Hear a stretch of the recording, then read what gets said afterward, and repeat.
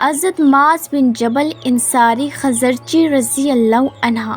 20 ہجری 18 ہجری، ان کی کنیت ابو عبداللہ ہے۔ نسب نامہ یہ ہے: معاذ بن جبل بن عمرو بن اوس بن عاص بن عدی بن قعب بن عمرو بن عدی بن سعد بن علی بن اسد بن سارت بن یزید بن جشم بن خزرج اکبر۔ آپ قبیلہ خزرج کے انصاری اور مدینہ منورہ کے باشندہ ہیں۔ یہ ان 70 خوش نصیب انصار میں سے ہیں جن لوگوں نے ہجرت سے بہت پہلے میدان عرفات کی گھاٹی میں حضور اکرم صلی اللہ علیہ وآلہ وسلم سے بیعت اسلام کی تھی۔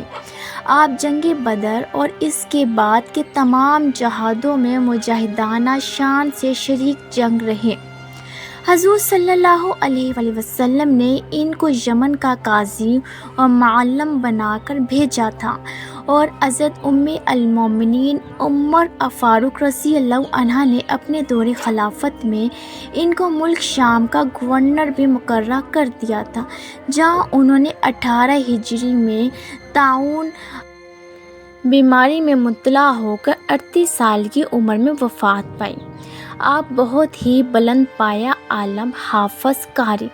معلم اور نہایت ہی متقی، پرہیزگار اور اعلیٰ درجے کے عبادت گزار تھے۔ بنی سلمہ کے تمام بتوں کو انہوں نے ہی توڑ پھوڑ کر پھینک دیا تھا۔ حضور اکرم صلی اللہ علیہ وآلہ وسلم نے فرمایا کہ قیامت میں ان کا لقب امام العلماء ہے۔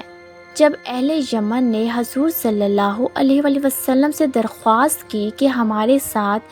آپ ایک ایسا آدمی بھیج دیجیے جو صرف امیر ہی نہ ہو بلکہ معلم بھی ہو، تو اس موقع پر آپ صلی اللہ علیہ وآلہ وسلم کی نظر مبارک معاذ بن جبل رضی اللہ عنہ پر پڑی۔ چنانچہ آپ نے ان کو اشارہ کر کے بلایا اور کہا کہ اے معاذ، تم یمن چلے جاؤ، تمہاری وہاں ضرورت ہے۔ پھر آپ نے تبلیغ سے متعلق کچھ نصیحتیں فرمائی اور ان کو وہاں کا گورنر مقرر فرما دیا اور کہا کہ اے معاذ، واپسی میں شاید تم مجھ سے نہ مل سکو گے۔ یہ سننا تھا کہ حضرت معاذ رضی اللہ عنہ کے آنسو بہہ پڑے۔ آپ صلی اللہ علیہ وآلہ وسلم کے بھی آنسو شدت محبت کی وجہ سے بہہ پڑے۔ پھر جب روانہ ہونے لگے تو حضور صلی اللہ علیہ وآلہ وسلم پیدل چل رہے تھے اور حضرت معاذ بن جبل رضی اللہ عنہ سواری پر تھے۔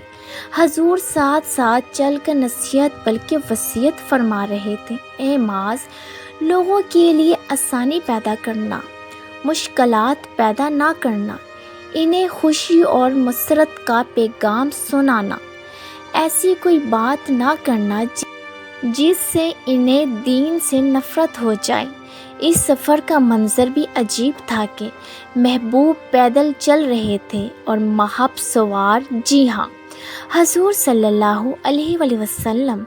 پیدل تھے اور حضرت معاذ بن جبل رضی اللہ عنہ گھوڑے پر سوار تھے۔ اس وقت سرکار دو عالم صلی اللہ علیہ وآلہ وسلم کتنے خوش تھے، اس کا اندازہ اس سے لگایا جا سکتا ہے کہ جب حضرت معاذ رضی اللہ عنہ نے عرض کیا کہ اگر مجھے فیصلہ کرنے کے لیے قرآن و سنت میں کوئی چیز نہ ملے تو اپنی رائے سے اجتہاد کروں گا، حضور صلی اللہ علیہ وآلہ وسلم کو اس جواب سے اتنی خوشی ہوئی تھی کہ آپ صلی اللہ علیہ وآلہ وسلم نے فرمایا: اللہ تعالیٰ کا شکر ہے کہ اس نے اللہ کے رسول صلی اللہ علیہ وآلہ وسلم کے فرزندہ کو اس چیز کی توفیق دی جس سے اللہ کا رسول راضی ہے۔ پھر اس وقت وہ حالت بھی عجیب تھی کہ جب حضور صلی اللہ علیہ وآلہ وسلم نے حضرت معاذ بن جبل رضی اللہ عنہ سے فرمایا: اے معاذ، ہو سکتا ہے آج کے بعد تم مجھ سے پھر نہ مل سکو،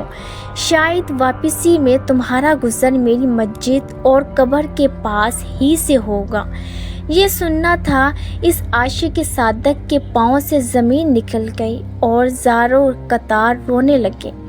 روایات میں آتا ہے کہ حضور صلی اللہ علیہ وآلہ وسلم نے اپنا رائے انور مدینہ منورہ کی طرف پھیر لیا اور یہ ارشاد فرمایا، ترجمہ یعنی میرے قریب ترین وہ لوگ ہیں جو متقی ہو جہاں بھی ہو اور جو بھی ہو۔ چنانچہ یہی ہوا کہ جب حضرت معاذ رضی اللہ عنہ یمن سے واپس آئے تو سرکار دو عالم صلی اللہ علیہ وآلہ وسلم دنیا سے پردہ فرما چکے تھے، اور حضرت معاذ بن جبل رضی اللہ عنہ نبی کریم صلی اللہ علیہ وآلہ وسلم کی قبر پر حاضر ہو کر رو رہے تھے۔